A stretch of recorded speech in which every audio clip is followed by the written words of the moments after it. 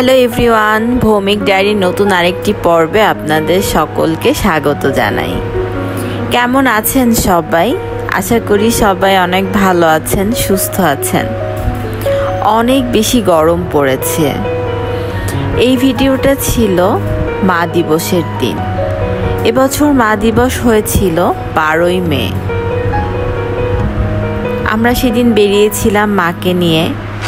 আপনারা তো জানেনই আমি প্রতি বছর মাকে নিয়ে একটা ছোট্ট করে সেলিব্রেশন করি মা দিবসের দিন।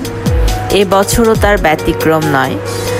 অন্যান্যবার আমি কোনো না কোনো পেজে বা কোথাও অর্ডার করি মা দিবসের বিশেষ কেকটির জন্য, কিন্তু এবার আর আমি কোথাও অর্ডার করিনি একটু ব্যস্ততার কারণে।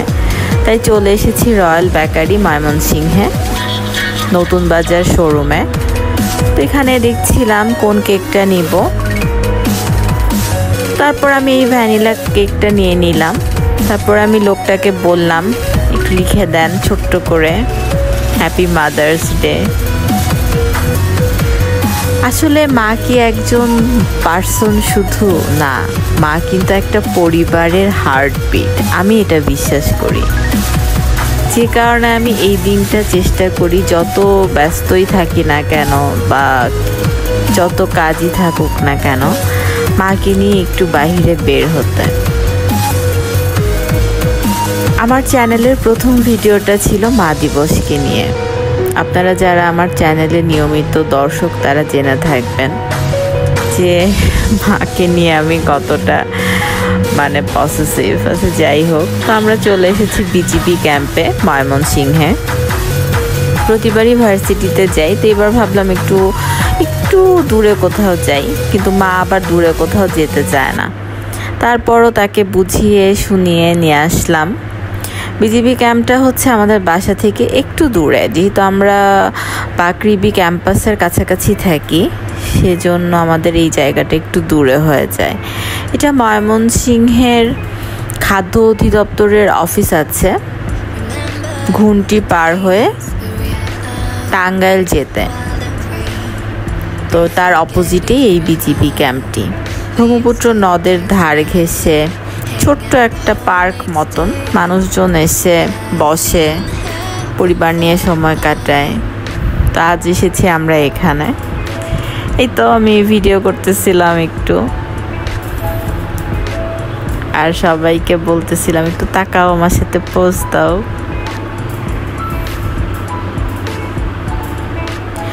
মে মাসের 12 তারিখ, যেহেতু গ্রীষ্মকাল এখনো বর্ষা শুরু হয়নি, তাই ব্রহ্মপুত্রের নদের পানিও কিছুটা কম। বর্ষার সময় আবার ভরে উঠবে এই নদটি পানিতে কানায় কানায়।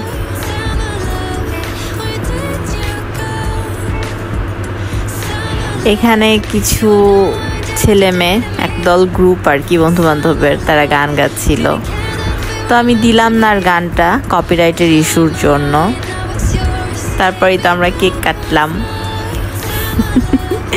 Happy mother's day. নর্মালি মা এই মুহূর্তটাতে অনেক লজ্জা পায়, শাই ফিল করে, তো তারপরেও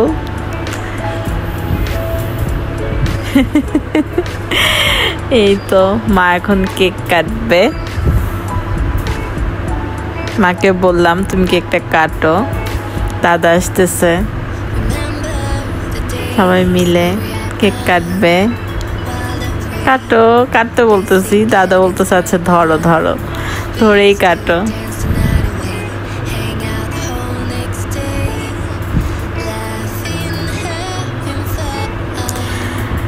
এটাই, সবাই আমার মার জন্য দোয়া করবেন, আমার মা যেন সুস্থ থাকে, আমাদের পাশে যেন সবসময় এরকম বটবৃক্ষের মতো থাকতে পারে।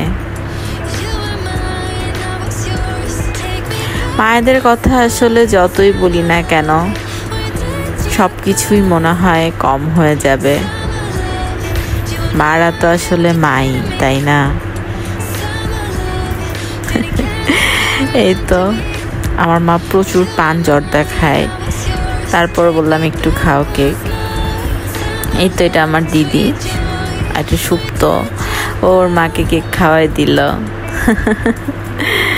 আমরা যেতে যেতেই প্রায় সন্ধ্যা হয়ে যাচ্ছিল, তাই খুব একটা বেশি সময় আমরা এখানে কাটাতে পারিনি। কেকটা কাটতে কাটতেই সন্ধ্যা হয়ে যায়।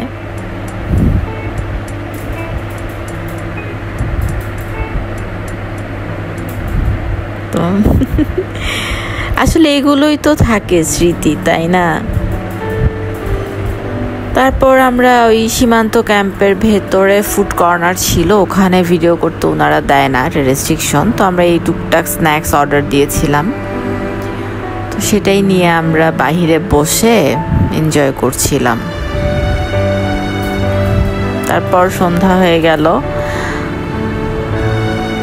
আরও কিছুক্ষণ থাকতে পারলে ভালো লাগতো, কিন্তু আসলে আমাদের আসতেই সন্ধ্যা হয়ে গেছে। ওই যে বললাম আমাদের বাসা থেকে একটু দূরে, আবার ফিরতে হবে।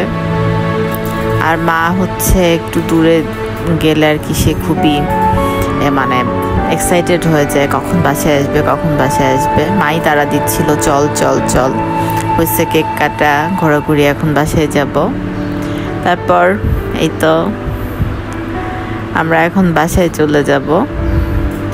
আপনাদের সাথে দেখা হবে নতুন আরেকটি ভিডিও নিয়ে। সে পর্যন্ত সবাই ভালো থাকুন, সুস্থ থাকুন, সাবধানে থাকবেন। এই গরমে বেশি বেশি পানি পান করবেন। এবং আমার ভিডিওটি ভালো লাগলে প্লিজ আমার চ্যানেলটা সাবস্ক্রাইব করে আমার পাশেই থাকবেন।